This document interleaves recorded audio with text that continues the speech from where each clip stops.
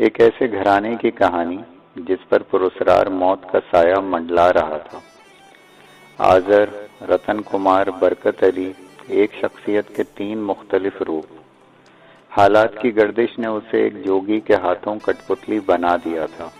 جوگی جو حیرت انگیز اور ناقابل یقین شیطانی قوتوں کا مالک تھا، وہ انمول شے کیا تھی جس نے جوگی کو بھی دیوانہ بنا دیا تھا؟ کفر اور ایمان کے درمیان جنم لینے والی ایک پراسرار کہانی۔ وہ کالی طاقتوں کے نشے میں چور بلوان بننے چلا تھا۔ اس نے موت کو سامنے دیکھ کر اپنا دین اور ایمان جوگی کے ہاتھ بیچ دیا تھا۔ ننگا ملنگ کون تھا، کہاں سے آیا، مہان بننے کی خواہش اسے لے ڈوبی تھی۔ اگر آپ نے اس کہانی کو شروع سے نہیں سنا تو ڈسکرپشن میں اس کہانی کی پہلی قسط کا لنک آپ کو مل جائے گا۔ آئیے چلتے ہیں کہانی کی اگلی قسط کی طرف۔ اس رات میں سونے کے ارادے سے لیٹا تو ایک بار پھر میرے ذہن میں بوڑھے ملنگ کا تصور ابھر آیا۔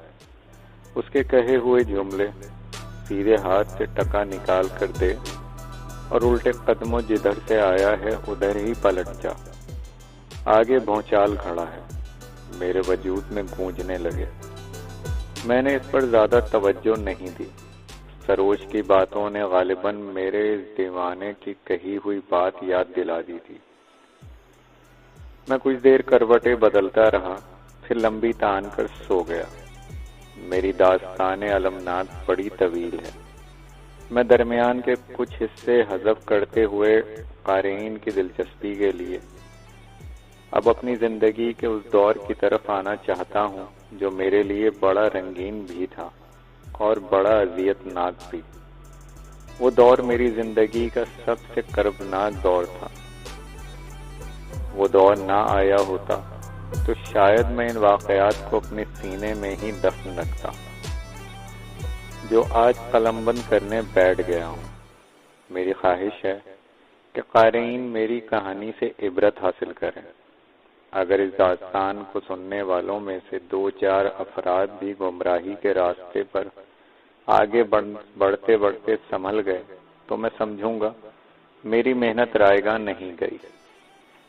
تجمل بخاری کے ساتھ کام کرتے ہوئے مجھے 1.5 مہینے سے زیادہ ہو گیا۔ اس دوران مجھے اسے بہت قریب سے دیکھنے کا موقع ملا۔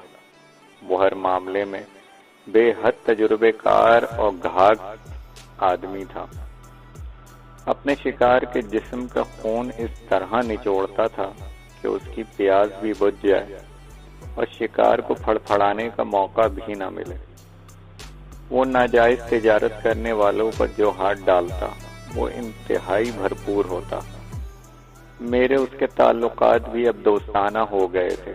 وہ ہر طرح سے میرا خیال رکھتا تھا اور سامان میں خرد برد کرتے وقت اور مشیر نامہ بناتے وقت مجھے از خود سامنے سے ہٹا دیتا تھا تاکہ میری ایمانداری کا بھرم بھی قائم رہے اور وہ اپنی منمانی بھی کر سکے۔ اس 1.5 ماہ کے عرصے میں یہ بات بھی میرے علم میں آئی کہ بخاری کی واقفیت انڈر ورلڈ کے کچھ گاڈ فادر سے بھی تھی۔ وہ در پردہ ان کی مدد بھی کرتا تھا اور کاروبار میں ان کے ساتھ کسی طے شدہ حصے کا پارٹنر بھی تھا۔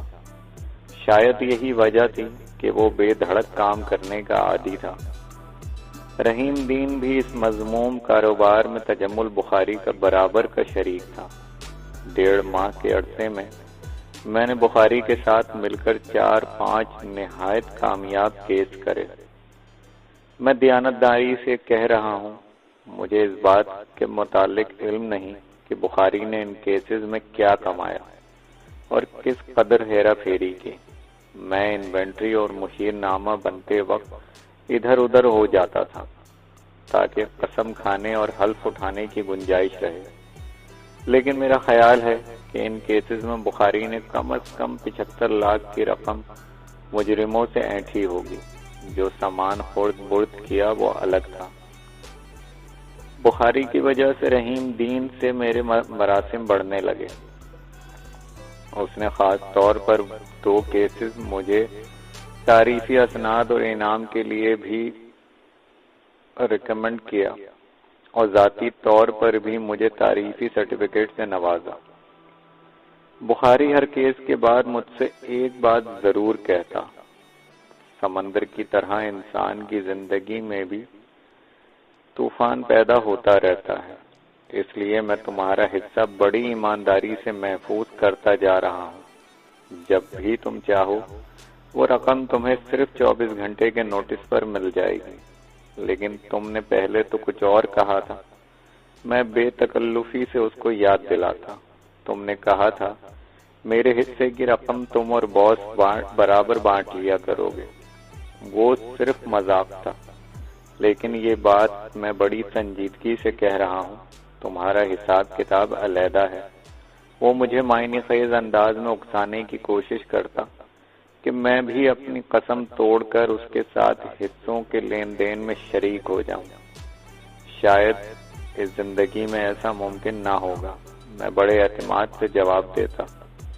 1.5 ماہ کا عرصے میں 2 بار میری ملاقات جھرنا سے بھی ہو چکی تھی، لیکن اس کے لیے مجھے کرنل کی کوٹھی پر نہیں جانا پڑا تھا۔ دونوں ملاقاتیں آفیسرز کلب میں ہوئی تھی۔ ان دونوں موقعوں پر بخاری میرے ساتھ تھا، اس لیے جھرنا کو مجھ سے کھل کر بات کرنے کا موقع نہیں ملا، لیکن میں نے کلب میں جھرنا اور دوسرے ممبران کے درمیان بے تکلفی سے اس بات کا بخوبی اندازہ لگا لیا تھا کہ وہ بے شرمی کے راستوں پر بہت آگے نکل چکی ہے۔ جب جب ہماری نگاہیں آپس میں چار ہوتی، وہ پلکوں کی ایک جنبش سے شکوہ و شکایت شروع کر دیتی۔ بخاری نے اتنی جلدی مجھ سے بے تکلفی پیدا کی تھی کہ کبھی کبھی مجھے خود بھی تعجب ہوتا تھا۔ وہ ہر بات مجھ سے کھل کر کرنے لگا تھا، ہر طرح سے میرا خیال رکھتا تھا۔ خاص طور پر میں اس بات پر اس کا شکر گزار بھی تھا کہ اس نے میری ایمانداری کا بھرم قائم رکھنے میں ہر اعتبار سے میری مدد کی تھی۔ یہ اور بات ہے کہ اس میں اس کا مفاد بھی شامل تھا۔ بہرحال ہمارے درمیان دوستی اور اعتماد کی فضا بحال ہوئی تو میرے ذہن میں وہ خطرات بھی نکل گئے جن کا احساس سروش نے دلایا تھا۔ مجھے خوشی تھی کہ اس عرصے میں جوگی سیتا رام کی پراسراریت شخصیت نے میرا پیچھا چھوڑ دیا تھا، لیکن یہ سب کچھ میرے وہم تھا۔ کاش میں اس بات کو جان لیتا کہ میں جن شاہراہوں کے اوپر ہنستا مسکراتا قدم اٹھا رہا تھا، ان کے نیچے میرے لیے خطرناک اور ناقابل یقین الاؤ بھی دہک رہا تھا، جس کے بھڑکتے ہوئے شعلے مجھے اپنی لپیٹ میں لینے کی خاطر تیزی سے لپک رہے تھے۔ مجھے 9 جولائی کا وہ دن آج بھی روز اول کی طرح یاد ہے جب میری زندگی میں ایک ایسا بھونچال آیا جس کی یادیں آج بھی مجھے کانپ اٹھنے پر مجبور کر دیتی ہیں۔ اس دن میں 3 روز بعد ایک بڑا کیس نمٹا کر تھکا ماندہ گھر لوٹا تھا۔ اس کیس میں بخاری نے ایک موٹی آسامی پر ہاتھ ڈالا تھا جو شروع میں تو بہت اچھلا کودا تھا۔ اس نے مجھے اور بخاری دونوں کو خطرناک انجام سے دوچار کر دینے کی قسم کھائی تھی، لیکن بخاری نے جو شکنجہ استعمال کیا اس میں پھنسنے کے بعد اس نے اپنی زبان تو بند کر لی تھی، لیکن اس کی آنکھیں آخری وقت تک شعلے اگلتی رہی تھی۔ میں 3 روز سے ایک پل کے لیے بھی سو نہ سکا تھا، اس لیے جلیل کے بے حد اصرار کرنے پر زبردستی 2-4 لقمے حلق کے نیچے اتارے، پھر اپنی خوابگاہ میں جا کر لباس تبدیل کیے بغیر ہی اپنے بستر پر ڈھیر ہو گیا۔ مجھے اس بات کا بھی علم نہیں ہوا کہ جلیل کس وقت گیا۔ اس کے پاس باہر کے دروازے کی ایک چابی موجود تھی۔ اس نے غالباً وہ مجھے اپنے جانے کی اطلاع دینے کی کوشش میں ناکام ہو کر خاموشی سے رخصت ہو گیا تھا۔ میں گھوڑے بیچ کر سو رہا تھا جب مجھے ایسا محسوس ہوا جیسے کئی افراد مل کر میرے اپارٹمنٹ کا دروازہ توڑنے کی کوشش کر رہے ہوں۔ میں کچی نیند میں ہڑبڑا کر اٹھا۔ وہ میرا وہم نہیں تھا، میرے اپارٹمنٹ کے دروازے کو بڑی شدت سے پیٹا جا رہا تھا۔ میں لپکتا ہوا دروازے کے قریب گیا۔ کون ہے؟ کیا مصیبت آ گئی ہے؟ میں نے بلند آواز سے دریافت کیا۔ تو دوسری جانب سے دروازے پر ضربیں لگانی بند کر دی گئیں۔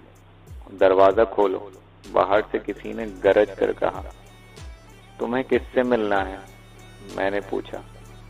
میں پولیس انسپکٹر ہوں، اس بار احمقانہ لہجے میں جواب ملا۔ دروازہ کھولو، ہمیں تمہارے اپارٹمنٹ کی تلاشی لینی ہے۔ میں ایک لمحے کو گڑبڑا گیا۔ میرے ذہن میں اس خطرناک مجرم کا تصور ابھر آیا جسے بخاری نے جو میں جکڑ کر بے بس کیا تھا۔ اس کے کیس پیپرز میں بھی بخاری نے کوئی ہیرا پھیری نہیں کی تھی، البتہ 2 لاکھ کی رقم اینٹنے کے بعد اسے درمیان سے نکال دیا تھا۔ اس کا ذکر بھی مجھ سے بعد میں کیا گیا تھا۔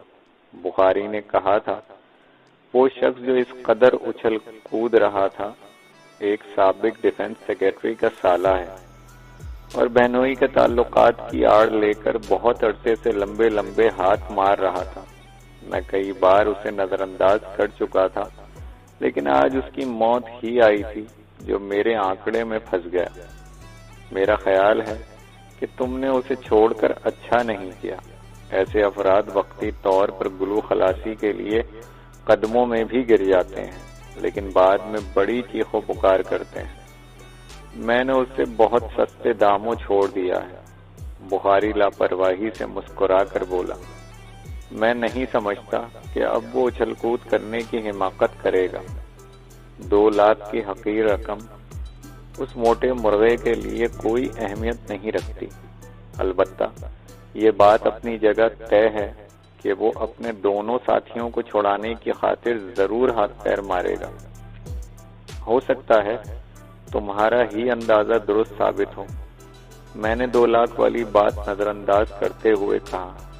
100% درست ثابت ہوگا، بخاری نے بڑے یقین سے کہا۔ میں نے اس کے سامان میں کوئی خرد برد نہیں کی، اس لیے وہ 2 لاکھ کا بوجھ بڑی آسانی سے برداشت کر لے گا۔ تمہاری اطلاع کے لیے یہ بھی بتا دوں کہ عین ممکن ہے یہ کیس عدالت میں جانے سے پہلے ہی ختم ہو جائے۔ کیا مطلب؟ میں چونکا۔ باس ایسے افراد کو ہمیشہ احسانوں کے بوجھ تلے دبا دیتا ہے جن کی جڑیں مضبوط اور دور تک پھیلی ہوں۔ میں جس ڈیفنس سیکرٹری کی بات کر رہا ہوں وہ ہماری موجودہ حکومت کا بھی ایک اہم رکن ہے۔ میرے ذہن میں بخاری کی باتیں گونج رہی تھیں جب دروازے کو زور سے ٹھوکر مار کر دوبارہ اسے کھولنے کا حکم دیا گیا۔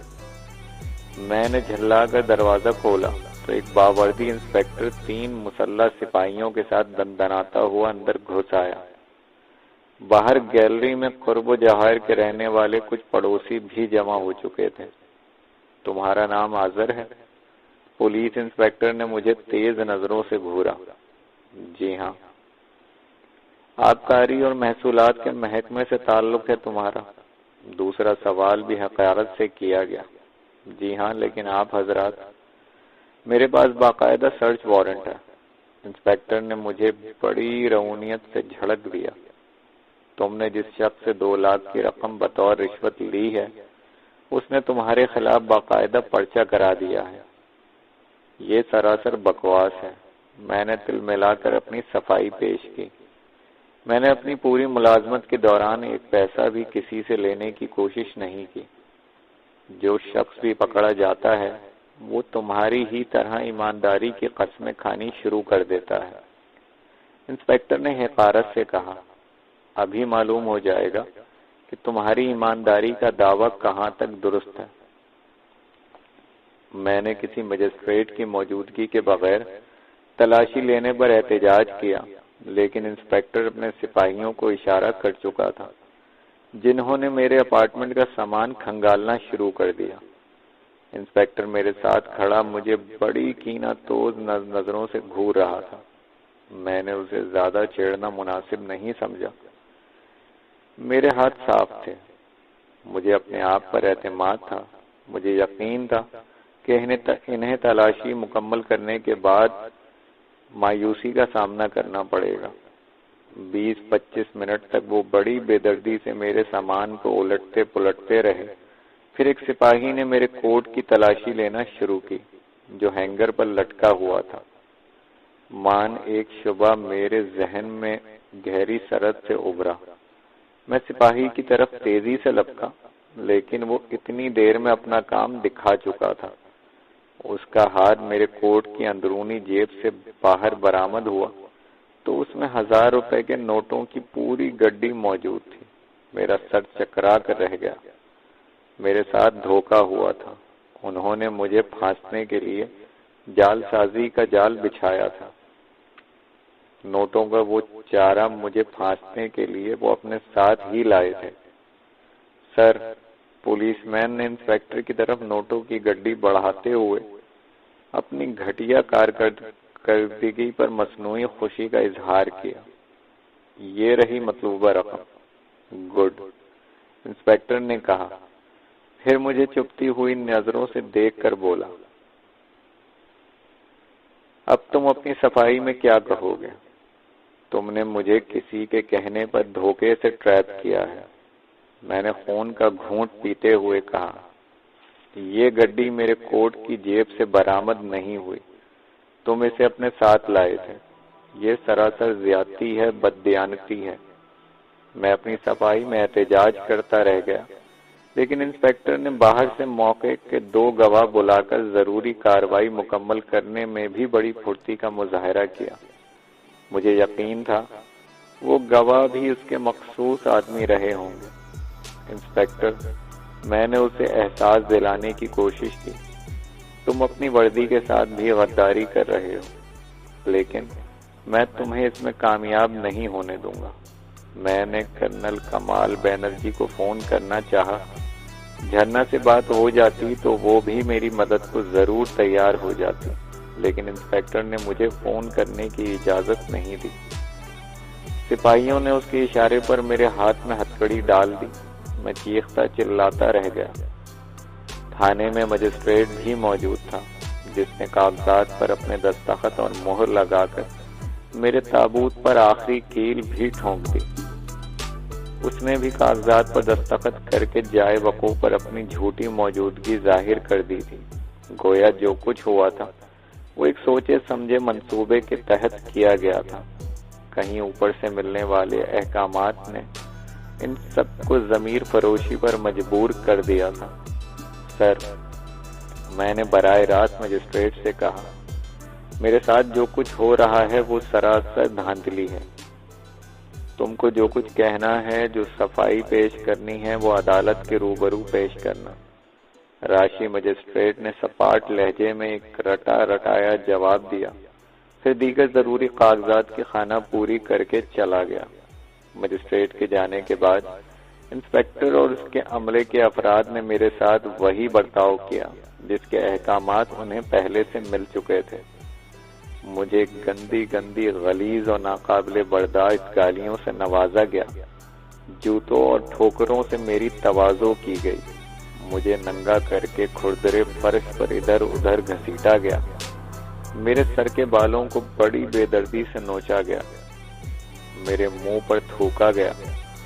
میرے گالوں پر تھپڑ اور گھونسوں کی بارش کی گئی۔ میں تڑپتا رہا، احتجاج کرتا رہا، بلبلاتا رہا، لیکن پولیس کے وہ فرضی ایماندار کارندے مجھ پر بے ایمانی کا جھوٹا الزام لگا کر ڈنڈے برساتے رہے۔ 3rd ڈگری کے مختلف طریقے آزماتے رہے۔ مجھے برف کی سل پر ننگا لٹا کر میرے پیروں کے تلووں پر بیت سے شدید ضربیں لگائی گئی۔ پھر اسی نازک حالت میں اٹھا کر جبرن دوڑایا گیا۔ یہ حربہ شدید ضربوں کے نشانات کو چھپانے کے لیے اختیار کیا جاتا ہے۔ انسپیکٹر، میں نے نڈھال ہو کر کہا، اللہ سے ڈرو، ایک دن تمہیں اسے بھی منہ دکھانا ہوگا۔ اس سے پہلے مجھے اپنے بڑے آفیسروں کو بھی منہ دکھانا ہے۔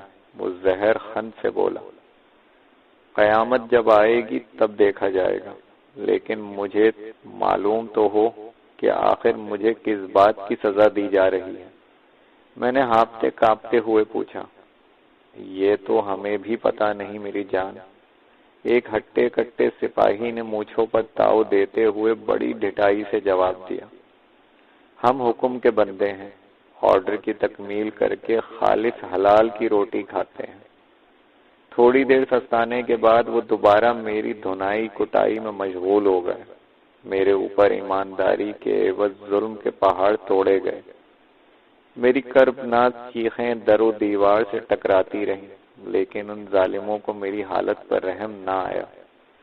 جب میری حالت نازک ہو گئی، مجھ پر بے ہوشی طاری ہونے لگی، تو 2 سپاہیوں نے ڈنڈا ڈولی کر کے مجھے حوالات کے ننگے فرش پر ڈال کر لاک اپ کر دیا۔ گرفتاری کے دوسرے دن مجھے عدالت میں پیش کر کے 10 دن کا ریمانڈ حاصل کر لیا گیا۔ میں بہت چیخا چلایا۔ میں نے جیل کسٹڈی کے لیے درخواست کی، لیکن وہ سب ایک ہی تھیلی کے چٹے بٹے تھے۔ انہوں نے میرے سلسلے میں اپنی آنکھیں بند کر لی تھی۔ وہ بہرے ہو گئے تھے، گونگے ہو گئے تھے۔ تھانے لا کر پھر اسی کمرے میں پہنچا دیا گیا جہاں مجھ پر 3rd ڈگری کے اذیت ناک مظالم توڑے جاتے تھے۔ مجھے بار بار ہوش میں لایا جاتا۔ میری طبیعت بحال کرنے کی خاطر وہ مجھ سے دل لگی کی فحش باتیں کرتے۔ پھر جب ذرا میرے ہوش ٹھکانے آتے تو ان کے ہاتھ اور پاؤں مشینی انداز میں چلنے لگتے۔ رات ہوتی تو مجھے لاک اپ میں ننگے فرش پر ڈال دیا جاتا۔ 2 دن گزر گئے۔ میرا خیال تھا دفتر کے عملے کی طرف سے کوئی نہ کوئی مدد کو ضرور آئے گا، لیکن کسی نے بھی آنے کی زحمت گوارا نہیں کی۔ تیسرے دن ایک ایکسائز آفیسر مجھ سے ملنے کے لیے آیا۔ مجھے اندھیرے میں امید کی ایک مدھم سی کرن نظر آئی، لیکن جب اس نے ملاقاتی کمرے میں پولیس انسپکٹر کے سامنے ایک سیل بند لفافہ تھما کر اس کی رسید پر دستخط کرنے کو کہا تو میری آنکھوں کے نیچے اندھیرا پھیل گیا۔ میں نے لرزتے ہاتھوں سے بمشکل لفافہ کھولا۔ میرا اندازہ غلط نہیں ثابت ہوا۔ مجھے فوری طور پر ملازمت سے معطل کر دیا گیا تھا۔ یہ زیادتی ہے سر، میں نے اپنے آفیسر سے ہاتھ جوڑ کر درخواست کی۔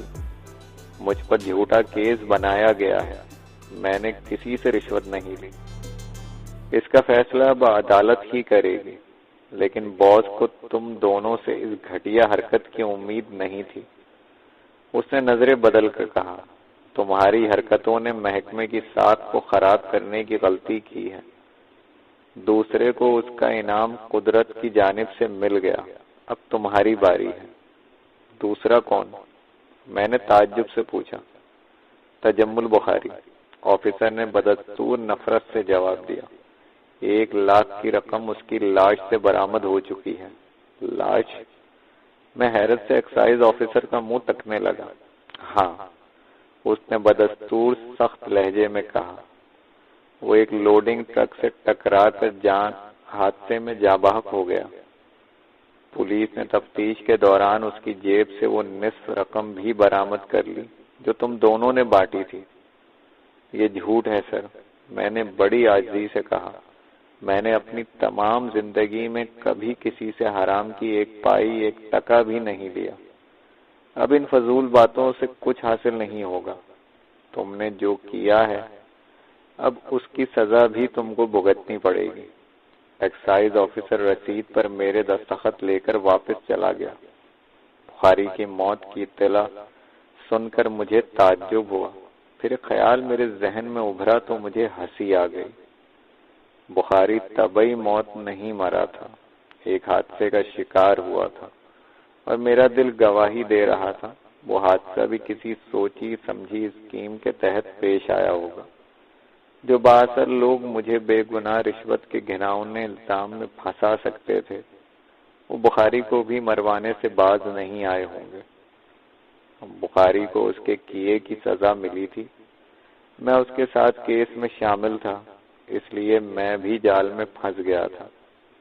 بخاری کا جرم سنگین تھا، اسے موت کی نیند سلا دیا گیا۔